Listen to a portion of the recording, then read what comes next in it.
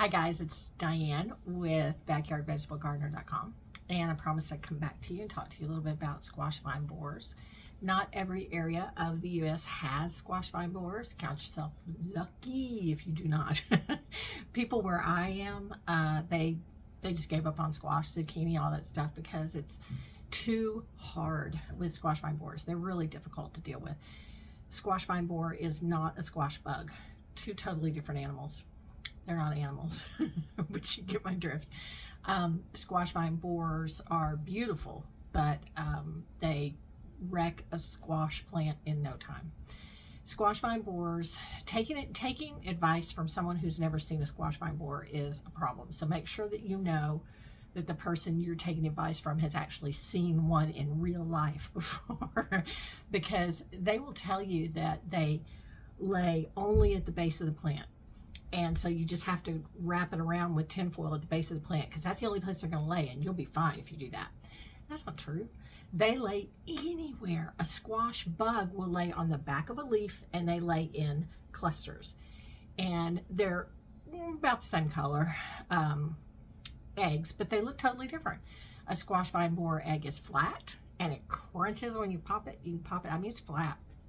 And it's dark brown, but they lay them individually. It is maddening.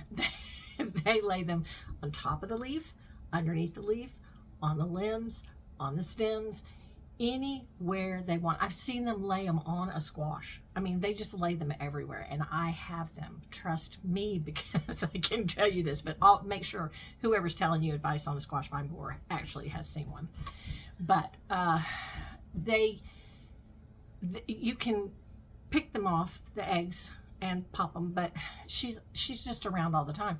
Where I live, she starts in about April, and she's done sometimes in December. So I don't. People will tell you she stops laying after July. That's not true, depending on where you are. So there's just. And what happens is she lays the egg, it hatches, it burrows directly into the stem and starts eating your plant from the inside out. And you will have a beautiful plant in the morning. Later on that day, you'll go out and the plant will be totally dead. Just lay it over. And you'll see frass, which is the excrement of the bug eating inside the plant, oozing out from inside the plant. And you'll see that, and you'll know that that's exactly what happened. You can cut the plant open, take the grub that it grew out, and kill the grub and try to wrap the plant back up and stuff.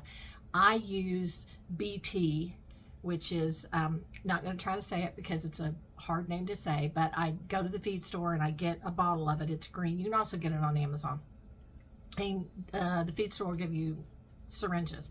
You just pull it up in the syringe and shoot it everywhere in the plant. I have had good luck using it when the plant is young, before I ever see any squash vine borers, and it seems to grow with the plant, and I've seen better results with that than standing out there once a week shooting 100 holes in the in the plant. But that's basically what you have to do. What BT does is it gets inside your plant, and when the grub eats it, gets that in it, it stops eating and then it dies. So the damage it's done so far is all it will do. It'll stop right there. So those are just the way I handle squash vine borers. And my biggest advice about that is make sure, once again, that whoever's telling you about it has actually seen one in real life.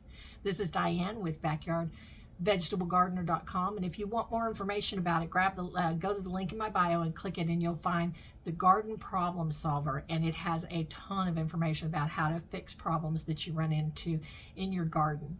Okay, we'll see you next time. Bye.